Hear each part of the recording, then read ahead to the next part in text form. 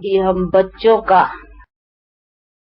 बेहद का बाप दर्द जान कर करके उसके इलाज करने के लिए आया है ना। हमारे पास कौन सा दर्द है? दर्द का मतलब है दुख शांति।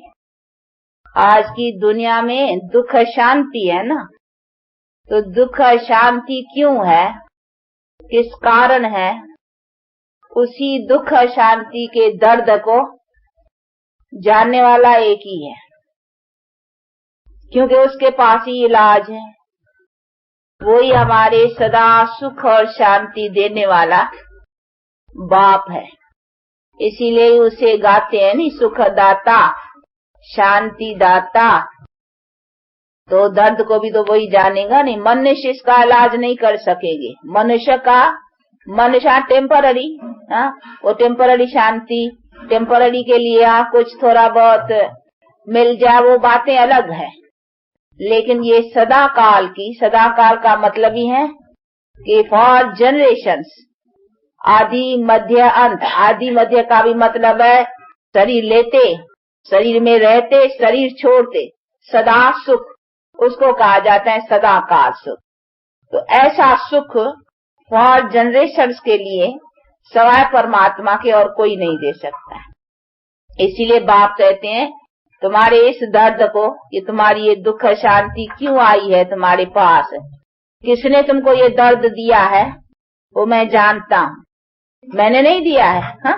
ये भगवान के ऊपर रख लेते नहीं, भगवान ने दुख दिया, भगवान ने सब दिया है। वो कहते हैं मैं कैसे बच्चों को ये दर्द दूंगा। ऐसा कोई बाप देखा कभी कि बच्चों को दुखी करे? जब ये लौकिक बाप भी कभी बच्चों को दुखी नहीं कर सकता है, मैं तो परलौकिक बाप हूँ। तो परलौकिक बाप कैसे बच्चों को दुखी करेगा? कभी आप बाप हो, देखो कितने बाप यहाँ बैठे हैं, आप कभी अपने बच्चों को दुखी करते हो? अपनी तरफ से कोशिश नहीं करेंगे दुखी करे।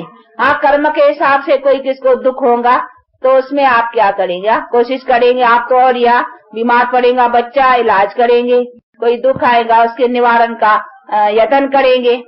बाकी ऐसे तो नहीं बाप बच्चे को दुख देगा। तो जब लौकिक बाप भी, शरीर का जन्म देने वाला पिता भी कभी अपने बच्चे को दुख देने का सोचता नहीं है। वो सदा यही सोचता है कि बच्चा सुखी बने, बच्चा लायक बने, बच्चा होशियार हो, सदा सुखी रहे। ऐसे ही बाप का भावना रहती है ना। तो जब शरीर के जन्म देने वाले पिता के पास भी ऐसी भावना, वो तो हमारे आत्मा का रूहानी, उसको ही कहा जाता है सच्चा पिता। तो वो हमारे परम पिता हमको कैसा दुख देगा? तो वो दुख नहीं देता। ये हमको दुख अथवा दर्द किसने दिया है? माया ने। अभी तो वो बुद्धि में आ गई है नहीं बात कि हमको ये दुख दर्द किसने दिया? माया ने। माया कौन है अभी जान गए ना अच्छी तरह से।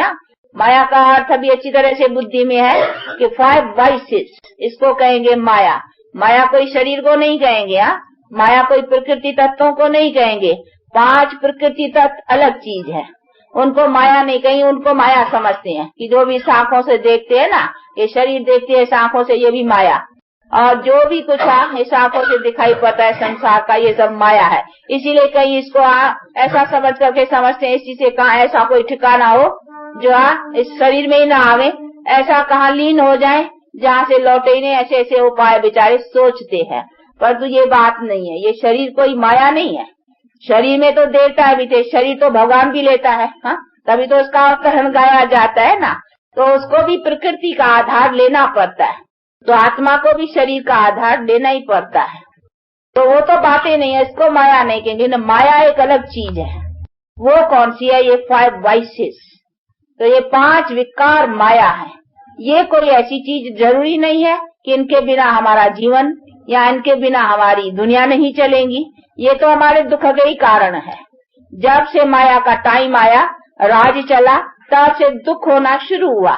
बढ़ते बढ़ते बढ़ते आज देखो ये रावण राज, वो रावण बढ़ता जाता है। और रावण को बना करके उसका बोता एफिजिया जलाते हैं नहीं, बड़े बड़े बड़े बड़े बड़े। तो अभी वो बरस बरस जलाते हैं। बाप कहते हैं बरस बरस जलाते हैं, परंतु जलता नहीं है। 5 विकार जलते हो तो जलाते रहते हैं बरस बरस फिर, परंतु नहीं, ये तो प्रैक्टिकल जलाना है ना। अर्थात पांचों विकारों को खत्म करना। इसीलिए कहते हैं इसको नाश करने के लिए मैं जानता हूं कि इसको कैसे नाश करूं, तो इसका उपाय मैं आकर के बतलाता हूं। तो अभी उपाय बुद्धि में अच्छी तरह से आ गया है ना कि इसका उपाय कौन सा है। उपाय भी सहज है, कोई इसके लिए और भी कोई हठ योग प्राणायाम चराना या कोई भी कुछ भी नहीं, बड़ा इजी कि बस उस बाप के हो जाओ। जैसे लोग इस तरह से भी कोई धनवान हो और धनवान कहे कि मेरा बच्चा, मुझे बच्चा नहीं है, मेरा बच्चा बनो, तो बस जिस समय बच्चा बना तो वो भी धनवान हो जाएगा ना, बच्चा भी कहेगा मैं भी लखपति। बस कोई लखपति का बच्चा बना तो वो भी उसी सेकंड कहेगा मैं भी लखपति, क्योंकि मैं हेयर पेरेंट हो गया ना, मैं भी लखपति। तो देखो सेकंड में कोई गरीब का बच्चा, शाहूकार का गोद का बच्चा, एडॉप्टेड चिल्ड्रन बनने से वो भी लखपति। तो बाप कहते बच्चे मैं भी तो तुम्हारा असली पिता हूं ना, तुमने मेरे से रिश्ता रिलेशन छोड़ दिया है, अभी फिर मेरे से रिलेशन रखो। मेरे बच्चे बनने से तुम भी तो जो मेरी प्रॉपर्टी है उसका तुम भी हकदार हो जाएंगे, और ऐसे हकदार बनने से तुम सदा सुख शांति को प्राप्त कर, क्योंकि मेरा तो हक तुमको सुख शांति का मिलेगा, मेरा हक कोई दुख का थोड़ी है, सुख का है। इसीलिए कहते हैं अभी मेरे से रिलेशन रखो। अभी रिलेशन रखने में कोई देरी है, उसके लिए हठ योग प्राणायाम ये सब करना। रिलेशन का मतलब ही है कि बाप का हो कर करके चलो। तो फिर बाप देखो एक बार प्योर है ना, तो हमें प्योर होके चलना चाहिए ना। तो बाप क्या है, बाप की क्वालिफिकेशंस कौन सी है, तो बच्चे की क्वालिफिकेशंस कौन सी होनी चाहिए। तो हम बाप को देखें और फिर अपने को देखें, तो फॉलो करें ना कि भाई बाप एवर प्योर है तो हम इम्प्योर से प्योर तो हो ना। तो हमको भी ऐसा ही बाप के समान अथवा बाप से जो कुछ बल मिलता है उसी को धारण करने का है। तो ये सभी चीजें हैं जो बुद्धि में रख कर करके और अपनी धारणा को आगे बढ़ाना है। अभी इसमें क्या डिफिकल्टी है, कुछ भी नहीं। बाप क्या मेहनत देगा कि बच्चे हठ योग करो, आसन लगाओ, कमर सीधी करके बैठो, ये करो वो करो। बाप क्या डिफिकल्टी देगा। बाप तो कहते हैं बच्चे बुद्धि तेरी टेढ़ी हो गई है, उसको सीधा करो, उसको अपना मेरे में लगाओ। ये बुद्धि तेरी टेढ़ी हो गई है, किधर हो गई है, माया की तरफ चली गई है, अर्थात पांच विकारों की तरफ तेरी चली गई है। अभी उधर से बुद्धि को निकाल करके, वो गीता में भी कहा नहीं, देह के सर्व संबंधों से बुद्धि हटा कर करके, ये विकारी जो भी कुछ देह है और विकारी देह का संबंध है, इन सब से बुद्धि हटा कर करके अभी मेरे से लगाओ। तो खाली बुद्धि को हटाओ ना, खाली मन मना भव है। तो मन मना भव का अर्थ क्या कि मन को मेरे में लगाओ। तो उधर से मन निकाल कर करके मन को मेरे में लगाओ। तो खाली मन को बदलना है ना, उधर से निकाल के उधर लगाने की बात है। बाकी इसमें आसन या कमर या कोई प्राणायाम, इन्हीं सभी बातों की, हठ योग साधनाओं की कोई जरूरत नहीं है। तो इसीलिए बाप कहते हैं कि मेरा योग, जो जिस योग बल से मैंने तुमको इतना उच्च बनाया और ये तुम्हारे दुख दर्द नाश किए, वो देखो कितना सहज है। तो अभी ये सहज ज्ञान और सहज योग का, जिसको राज योग कहने में आता ही है, तो इसी का अपना पूरा पुरुषार्थ रखते और बाप से अपना जन्म सिद्ध अधिकार पाने का पुरुषार्थ रखो। और बाप अपनी भी बायोग्राफी बहुत सहज समझाते हैं, उसी को समझने में भी कोई ऐसी कठिनाई नहीं है। बाप मैं कहते हैं मैं तो निराकार हूँ, लेकिन मैं आकर करके जो कर्तव्य करता हूँ, तो मैं भी कर्तव्य कैसे करता हूँ, तो वो भी तो मेरी बायोग्राफी समझो ना। मेरे कर्तव्य क्या है, तो कर्तव्य की दुनिया यही है। मुझे भी कर्तव्य करने के लिए इस दुनिया में आकर के करना पड़ेगा, ऐसा नहीं ऊपर बैठ के करूँ। ऊपर तो है साइलेंस, मैं भी सोल साइलेंस, उधर ऊपर की तो बात ही नहीं ना। मुझे भी आकर कर करके काम करना है। मेरी भी जो महिमा है ज्ञान दाता, ज्ञान का सागर, तो यहाँ की बात है नहीं। जहाँ ज्ञान है तो मैं वहाँ ज्ञान दूंगा ना। तो इसीलिए तो मुझे आना पड़ेगा नहीं मनुष्यों को समझाने के लिए। तो समझाने के लिए मुझे शरीर लेना पड़ेगा नहीं। कैसे समझाओ, नहीं तो कोई रास्ता बतलाओ, भगवान को राय दियो कि कैसे समझाया। उनका कोई और तरीका आता है किसको, बताओ। नहीं, सवाल हम मनुष्यों को समझाने के लिए, क्योंकि हमको समझाना है ना। हम बेसमझ बन गए हैं, तो हमको समझाने के लिए भी तो मनुष्य चाहिए ना। हमको समझाने के लिए कोई कच्छ अवतार मच्छ अवतार, वो कैसे समझाएंगे। उसमें आए तो कैसे समझाए। हम मनुष्यों को समझाना है नहीं, बेसमझ हम बने हैं। हमारी बेसमझी से तो हमारा सब कुछ खत्म हो गया है। इसीलिए बाप कहते तुम ऊंचा बनो फिर तो तुम्हारी सारी प्रकृति ऊंची बन जाएंगी। इसीलिए बाप कहते बच्चे तुमको ही तो समझना है ना, तो तुम्हारे समझाने के लिए भी मुझे भी तुम्हारे जैसा बनना पड़ेगा ना, यानी मनुष्य तन का आधार लेना पड़ेगा ना। इसीलिए मनुष्य का आधार लेके आता हूँ और आता हूँ उसी तन में जिसका नाम रखता हूँ ब्रह्मा। तो इसमें भी कोई मूंझने की बात नहीं। कई बेचारे मूंझते हैं कि ब्रह्मा में परमात्मा आता है, हाँ ये कैसे, तभी किस में आवे, कैसे समझावे, ये भी तो बड़ा क्वेश्चन है ना। वो जो सुप्रीम सोल नॉलेजफुल है तो वो नॉलेज कैसे देवे, बिना ऑर्गन्स के तो बोलना, आत्मा सवाए शरीर के तो बोल नहीं सकती है ना। आप भी आत्मा शरीर के आधार से बोलती हो ना। अगर आत्मा निकल जाए तो फिर आत्मा बोलती है, हाँ ना आत्मा बोलती है न शरीर बोलता है। हाँ दोनों अलग होते हैं तो न शरीर काम का है न आत्मा काम की है। जब आत्मा शरीर का साथ लेती है तब तो देखो आत्मा जीव आत्मा बनती है। जीव कहा जाता है शरीर को, बॉडी को, और आत्मा आत्मा। तो जब ही जीव आत्मा यानी दो जीव और आत्मा, शरीर और आत्मा मिलते हैं तभी देखो आप बोलते हो, चलते हो, सब कुछ करते हो। तो दोनों का इकट्ठा होना चाहिए ना। आत्मा अलग शरीर अलग तो दोनों काम के नहीं। आत्मा कुछ अकेला बिना शरीर के क्या करेंगी, हाँ, और न शरीर कुछ कर सकता है। शरीर डेड बॉडी पड़ी है, कुछ करती है नहीं करती है, वो काम की है नहीं, तभी तो उसको जला लेते हैं या कब्र दाखिल कर देते हैं अपने रस्म के मुजबा। तो दो का चाहिए ना। तो परमात्मा को भी अगर नॉलेज देना है तो कैसे देगा, उसको भी तो शरीर चाहिए ना। अभी वो किसका शरीर लेवे तो ये भी समझने की बात है ना, वो भी फैसला होना चाहिए ना भाई किसका शरीर लेवे। तो कहते मैं आता ही हूँ अधर्म के टाइम पर, जब पतित दुनिया है तो पतित दुनिया में मुझे कोई श्री कृष्ण जैसा सर्वगुण संपन्न 16 कला संपूर्ण निर्विकारी शरीर कैसे मिलेगा। ऐसे मनुष्य ही नहीं है ना। आता ही हूँ यदा यदा धर्मस्य ग्लानिर्भवति भारत, कि जब जब धर्म की हानि है तो उसी समय में ऐसे धर्मात्माएं देवताएं सर्वगुण संपन्न 16 कला संपूर्ण है ही कहाँ से, वही तो मैं बनाने आता हूँ।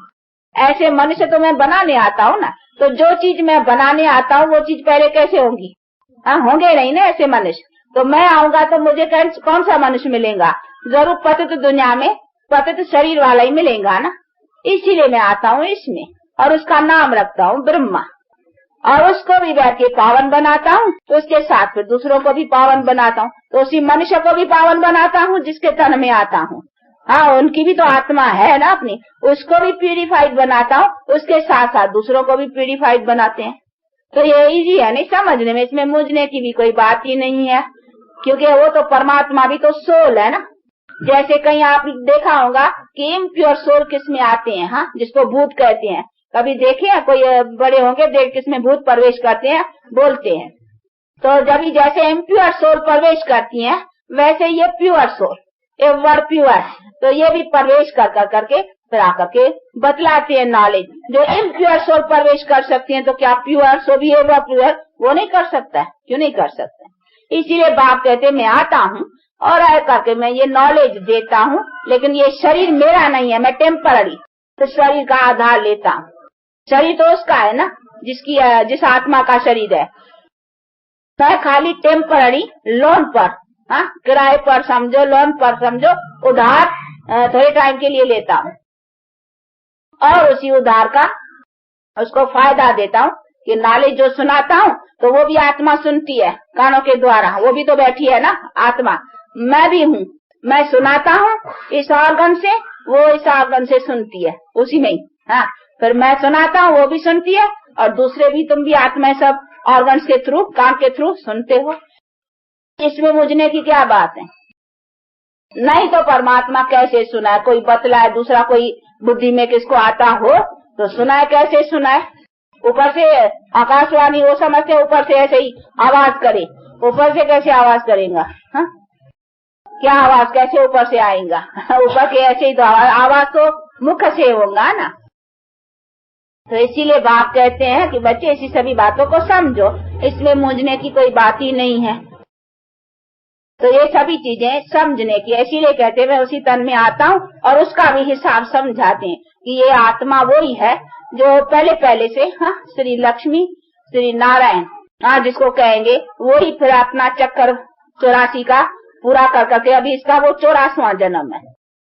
तो ये लॉस्ट है बर्थ किसका? श्री नारायण जो सर्वगुण संपन्न था, वो आ सतयुग त्रेता जन्म काटते द्वापर, अभी ये कलयुग युग में ये तम इसका 84 ये 84वां जन्म। तो अभी उसके 84वें जन्म में आकर के उसी आत्मा को भी प्यूरिफाइड बनाता हूँ, जो जाकर के फिर श्री नारायण बनते हैं भविष्य में, और फिर दूसरे भी जो सुनते हैं वो भी उसी प्रालब्ध को पाते। तो ये तो सीधी बात है, ये सारा चक्कर है ना, जिस सभी बातों को समझना है। तो ये बातें है समझने की है। अभी ऐसे भी नहीं विष्णु के शरीर में आवे या शंकर के आए, क्योंकि शंकर तो है ही आकारी, उसको तो यहाँ मनुष्य ही इधर को चाहिए ना, शंकर तो इधर का है ही नहीं। वो तो है आकार, जो तो सिर्फ अभी विनाश के लिए ये उनका विनाश का दिखलाते हैं रूप। और विष्णु तो है ही साक्षात्कार, 4 भुजा वाला कोई मनुष्य होता ही नहीं है। ये सिर्फ साक्षात्कार में ये सिंबल साक्षात्कार होता है, 2 भुजा नारी की 2 भुजा नर की, कि तुम ऐसे देवी देवता बनते हो, ये मैन ऑब्जेक्ट का साक्षात्कार। बाकी ये है मनुष्य, क्योंकि आप देखेंगे चित्रों में भी ब्रह्मा को दाढ़ी बाड़ी दिखलाते हैं, उसको नहीं दिखलाते हैं, तो वो ह्यूमन का थोड़ा उसको निशान देते हैं। आप देखें नहीं, वो दाढ़ी का दिखलाते हैं, ब्रह्मा की दाढ़ी दिखलाते हैं। कहाँ क्लीन शेव भी रखते होंगे, कहाँ दाढ़ी भी रखते हैं, लेकिन विष्णु और शंकर को कभी दाढ़ी बाड़ी नहीं देते हैं। तो उसको ह्यूमन की कुछ निशानी देते हैं। तो उसकी माना है कि प्रजापिता ब्रह्मा, न कि प्रजापिता विष्णु या प्रजापिता शंकर, प्रजापिता ब्रह्मा। तो वो ह्यूमन, इसीलिए बात कहते हैं तो मुझे ह्यूमन, जिसका मैं नाम रखता हूँ ब्रह्मा, क्योंकि उसके द्वारा न्यू ह्यूमैनिटी अथवा न्यू जनरेशन का आरंभ करता हूँ। इसीलिए ब्रह्मा दी क्रिएटर, यानी ब्रह्मा से नई रचना रचवाता हूँ, इसीलिए उसका नाम ब्रह्मा रखता हूँ। और ब्रह्मा तो वैसे हर एक बाप है नहीं घर का, वो ब्रह्मा है। ऐसे कहने में आता है, हद के हिसाब से तो सब ब्रह्मा है। किसी तरह बाप जो घर का है, स्त्री को ले आया, फिर बच्चे पैदा किया, तो घर का ब्रह्मा हो गया। क्योंकि क्रिएटर को ब्रह्मा कहा जाता है। बाकी ब्रह्मा कोई 3 मुख वाला या 3 सिर वाला या ऐसी ऐसी बातें जो बना दी है शास्त्रकारों ने और चित्रकारों ने, वो कोई बात नहीं है। तो ये सभी चीजों को समझना। वो जो त्रिमूर्ति सुना है ना, अभी त्रिमूर्ति वाला ब्रह्मा विष्णु शंकर, ये 3 है ना, तो उन 3 को मिलाकर के वो 3 सिर दे दिए उसके। तो उनको समझा ब्रह्मा को 3 सिर रख दिए, तो ब्रह्मा त्रिमूर्ति कर दिया। अभी परमात्मा है निराकार, और वो आया है ब्रह्मा तन में, वो बात न समझने के कारण वो ब्रह्मा को वो 3 सिर लगा दिए। और त्रिमूर्ति है परमात्मा, यानी तीनों रूपों से ब्रह्मा विष्णु शंकर से ये डिस्ट्रक्शन और कंस्ट्रक्शन, और फिर जो कंस्ट्रक्शन करता है दुनिया, उसकी पालना की ये एम एंड ऑब्जेक्ट, ये बैठ के बाप ने समझाया है। तो बातें ऐसी हैं, लेकिन इन बातों को यथार्थ रीत से न समझने के कारण विचारों को फिर इसी सभी बातों में जैसे आया है जिसको, तो इसमें भी कोई मूंझने की बात नहीं है।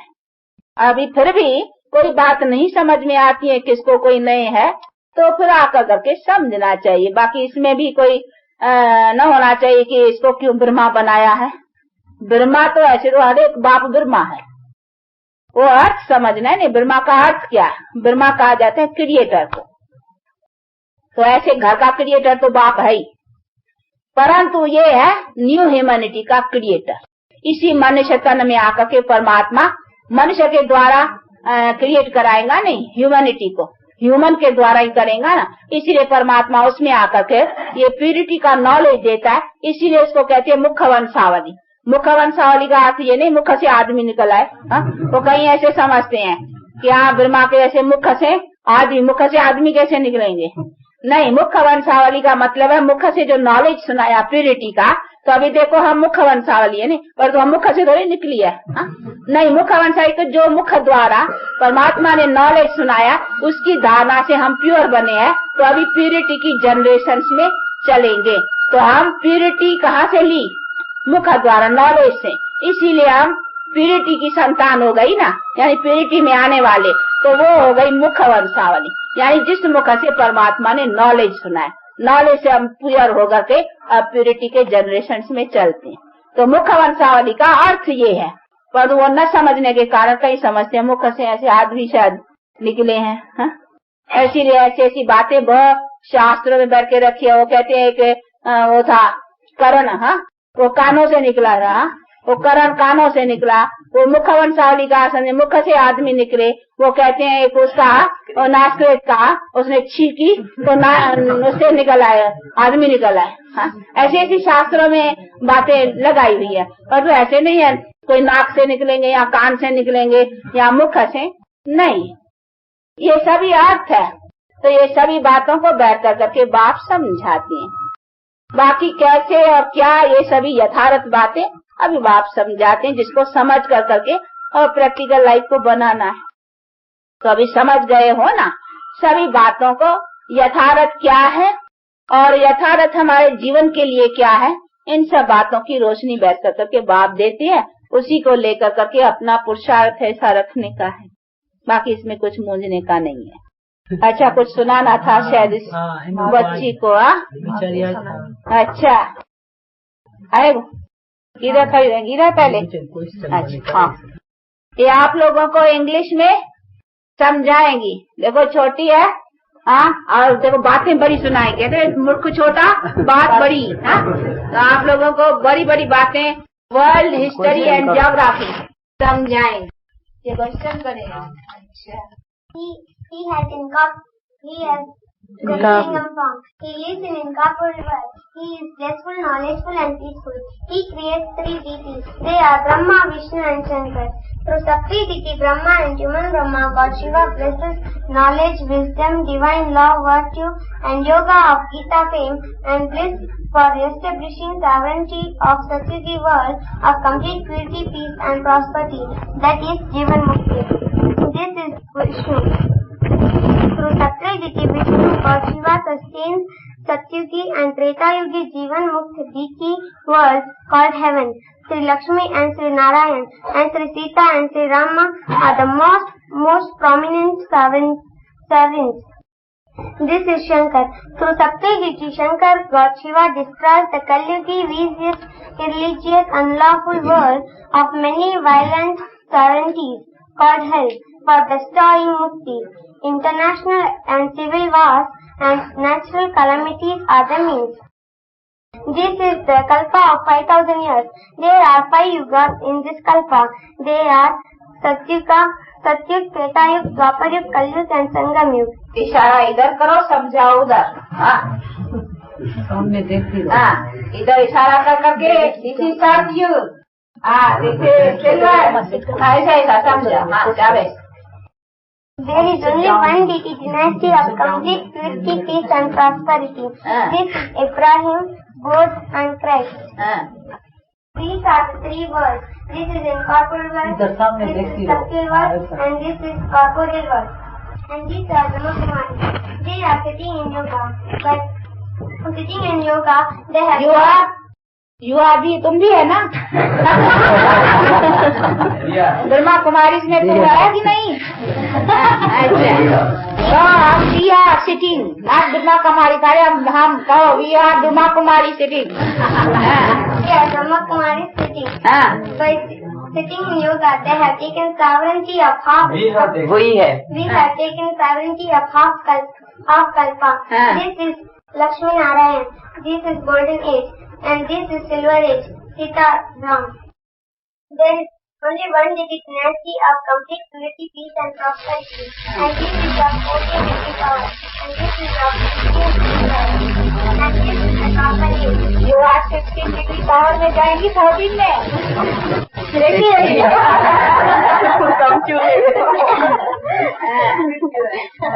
Copper age, first they were worshipping God Shiva, but afterwards they were worshipping all the deities. Islamic dynasty by Ibrahim 2500 years ago.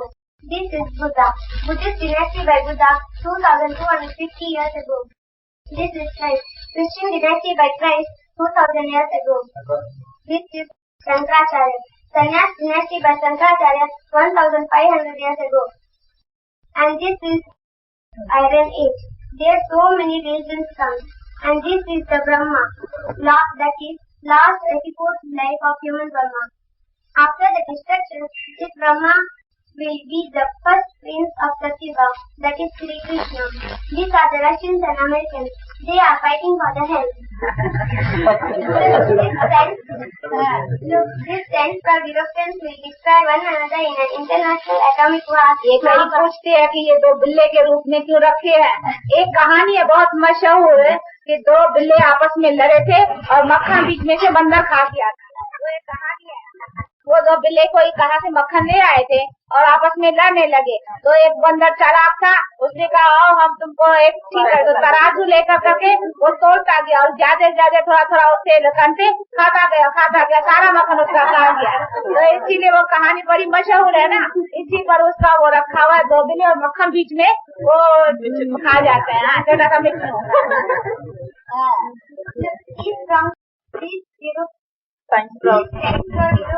that will destroy one another in an international atomic war, Mahabharat, like 5,000 years ago.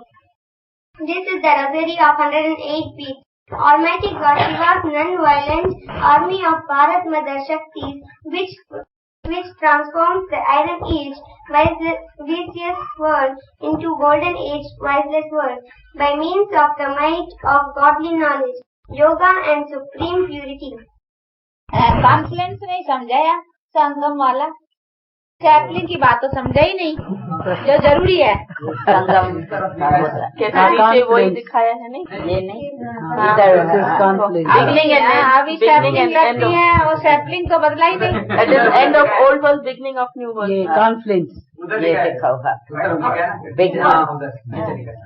end of old world, beginning of new. This is the end of old world and beginning of new world. That is a conflict. That is the cycle.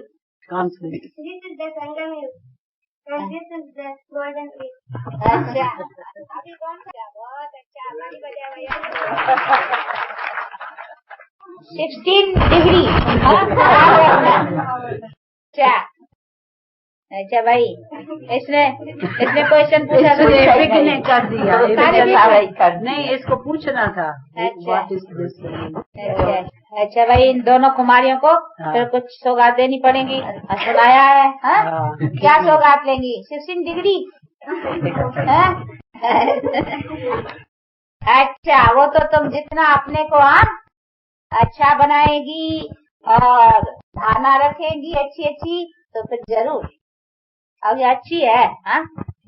ले सकती है और लेने का अच्छा पुरुषार्थ रखती है। कैसा? ठीक है ना? ये भी अच्छी है। इसका नाम क्या है? वीणा। ये तो है ही सरस्वती की वीणा। तो बजेंगी। अच्छा, आप लोगों का टाइम हुआ है, इसीलिए 2 मिनट साइलेंस। जगा दो बजे। साइलेंस का मतलब अपने बेहद बाप को याद करो। I am soul, son of supreme soul। ऐसा अपनी बुद्धि को हर वक्त, हम उस बाप की बच्चे हैं ऐसा समझ के हर वक्त रहो और इस बॉडी से डिटैच। ऐसे समझो, काम करते हो तो भी ऐसे समझो मैं हाथों से लिखवाता हूँ हाँ, लेकिन कौन? आत्मा। मैं इस ऑर्गन से बोलता हूँ, कौन? आत्मा। इस ऑर्गन से सुनता हूँ, कौन? आत्मा। तो हर वक्त सुनने के समय ऐसे समझो आई एम सोल, इसे सुन रहा हूँ। आई एम सोल, इसे बोल रहा हूँ। आई एम सोल, इसे देख रहा हूँ। ये खिड़कियाँ हाँ। तो ऐसी अपनी हर वक्त काम करते भी अपने को आत्मा कॉन्शियस अथवा सोल कॉन्शियस और गॉड कॉन्शियस समझने से तो क्या है, हमसे कोई ऐसा बुरा कर्म नहीं होगा और इससे हम अच्छे बुरे कर्मों से भी बचे रहेंगे और फिर गॉड की याद भी रहने से और हमारा वो योग अग्नि से पाप भी दगद होंगे, तो डबल फायदा मिलेगा। ये प्रैक्टिस चाहिए। अभी ये जो सुनाया ना, इसकी प्रैक्टिस चाहिए। हर वक्त अपने को सोल कॉन्शियस और गॉड कॉन्शियस रख करके चलना। किस तरह से चलना? इसी तरह से देखो। ऐसा नहीं देखना नहीं, आंखें बंद करना है, देखो। परंतु देखते क्या देखो? ये भी सोल है, आई एम सोल, ये भी सोल। अभी इस खिड़कियों से हम किसको देखते हैं? भले देख रहे में ये बॉडी आती है और तो हमारा ध्यान अटेंशन सोल के ऊपर है। ये भी सोल है, हम और ये एक ही बाप के बच्चे हैं। परंतु हाँ, इन बेचारे को पता नहीं है, अभी इसको पता देना है। अच्छा, पता है तो हाँ, ये भी भाई अभी बाप को जान कर करके अपना हक ले रहे, हम भी उसे अपना हक ले रहे हैं। इसी तरीके से बुद्धि में ऐसा रहना चाहिए। इसको कहा जाएगा सोल कॉन्शियस। बाकी ऐसे नहीं है कि एकदम मन को कंट्रोल, जैसे कल बतला दो कहीं बैठकर बेचारे हट से करते हैं, वो चीजें नहीं। ये हमको ज्ञान सहित, तो इसको एक कर्म करते भी हम सोल कॉन्शियस, तो ऐसे अपने बुद्धि को रखने का है।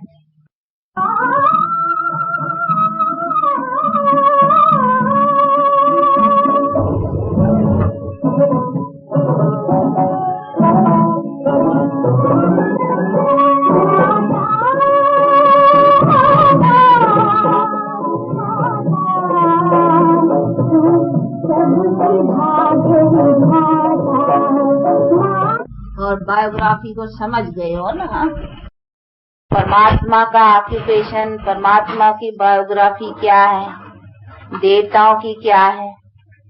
तो मनुष्य देवता हो सकता है, मनुष्य परमात्मा नहीं हो सकता। तो ये समझना है, इसीलिए ऐसे नहीं हमको कोशिश रखने की है मनुष्य से देवता बनने की। देवता का मतलब ही है क्वालिफाइड। कौन सी क्वालिफिकेशन से श्रेष्ठ है? सर्वगुण संपन्न, 16 कला संपूर्ण, संपूर्ण निर्विकारी। इसीलिए हमें कोशिश वो करने की है जिसमें आत्मा भी प्योर, शरीर भी प्योर। बाकी वो तो एवर प्योर है, वो तो गॉड इज वन। तो हमको कोशिश कौन सी करनी है, क्या बनना है, वो एम एंड ऑब्जेक्ट का नॉलेज होना चाहिए ना। तो ये सभी समझने की बातें, जिसको समझ कर करके अपना कोशिश अथवा अपना पुरुषार्थ ऐसा रखने। अच्छा, आप लोगों का टाइम होता है, हम तो बैठे हैं, हम तो कहेंगे बैठे रहो। आप लोगों को जाना है तो फिर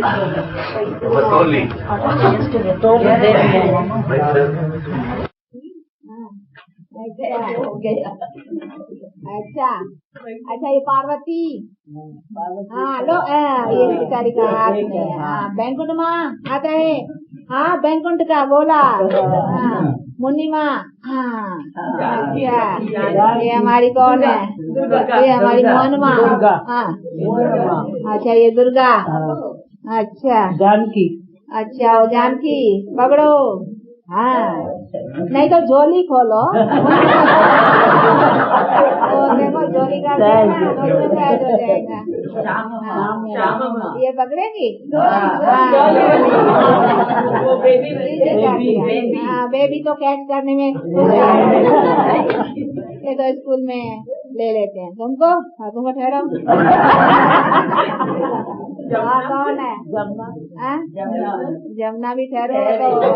तो मैं सब हो गया, अभी बाकी अभी दादा। हाँ अभी तुमको नहीं। कविता, बेटा अंगना कभी मिला, लो सुंदरी जो हमारी रचना, तुम और हम जमुना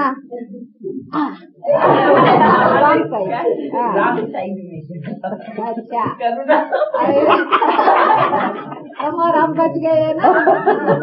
वो आपको कराया, नहीं अच्छा लो मम्मा को हम कैसे किया, अच्छा देखो ये जो दिया है ना, इसका अर्थ क्या है?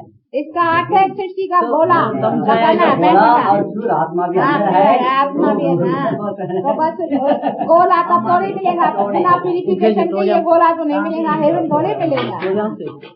अच्छा, हम अपने नयों की जरा खातरी करते हैं, डोंट माइंड। हाँ देखो ये तो फिर नए हैं ना, तो रहेंगे, ख्याल रहेगा। हाँ देखो हमको इन एडवांस है ये, इन एडवांस मिलती है, एडवांस में जाना है, आगे जाना है। तो ये मिलता है इसीलिए कि आप लोगों को आगे दौड़ना है। हाँ देखो कभी तो समझेंगे हमको, मामा आगे बिठाया गाय के लिए, तो एक ही मिली नहीं वजह की जैसी बात। हाँ इनको चक्कर तो एक राजगोपाल, दो का तो प्रवृत्ति का तो खेली है, डबल तो खेली है ना। ये हमारे और ऐसा नहीं कि चराई दर फेंक के जाओ, इसमें डालना। इसको दिया, इसको मिला। अच्छा हाँ ये नया नया। अच्छा चलो ये बेबी को भी दूसरा, ये बेबी वो तुम्हारी बेबी नहीं आई है। हाँ अच्छा हमारा आत्मा से आत्मा से पावर नहीं, पावर तो अभी ज्ञान से लेना है, इससे नहीं। ऐसा नहीं समझना ये खाने से पावर आ जाएगा। पावर तो फिर भी ज्ञान और योग से मिलेगा, इसीलिए तो फिर धारणा रखनी पड़ेगी। किचरा इधर नहीं छोड़ के जाना। नहीं किचरे के लिए रख दो, ये विषय है किचरे के लिए।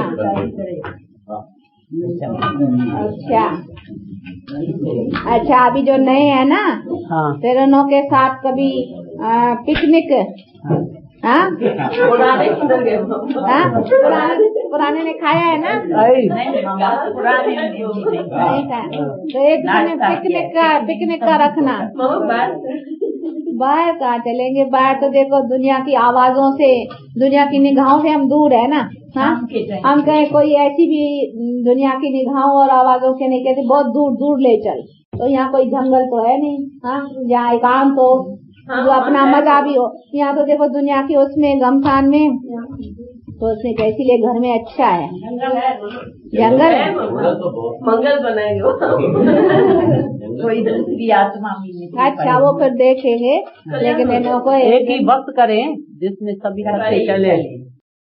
अच्छा फिर वो तो देख ले, लेकिन एक बार इनको एक भोजन खाने ही नहीं, जितना खाएंगे ना जैसा अन्न वैसा, तो जरा इनको रहेगा, तो इनको फिर पिकनिक कराना है। हाँ अच्छा बहुत अच्छा, कुछ भी है, सिंधी हो पंजाबी हो यूपी है जो, लेकिन हम सब एक ही बाप के बच्चे हैं, उसी को समझना है और अभी बाप के ऊपर हक लगाना है। अभी है उसके पोतरे बनने से वर्षा मिलेगा। कहते हैं ना ग्रैंडफादर का प्रॉपर्टी का, तो पोतरे बनने से वर्षा मिलेगा, तो पोतरा बनेगा तभी जब ब्रह्मावंशी बनेगा। वैसे तो सब उसके बच्चे हैं, तो बच्चे तो है ही, पर उसमें वर्षे की बात नहीं, पोतरा बनेगा तो वर्षा मिलेगा। इसीलिए जब ब्रह्मा बीच में आता है तब है पोतरे की बात, तो ब्रह्मावंशी बनेगा, ब्राह्मण बनेगा तब है पोतरे का और वर्षे की बात। नहीं तो वैसे बच्चे तो सब है, शिववंशी तो सब है। ब्रह्मावंशी जब तक न बने ना, तब तक पोतरा न बने, और पोतरा न बने तो वर्षा न मिले। अच्छा ऐसा बाप दादा और माँ की मीठे मीठे बहुत अच्छे सपूत सियाने समझदार बच्चों को याद प्यार और गुड मॉर्निंग।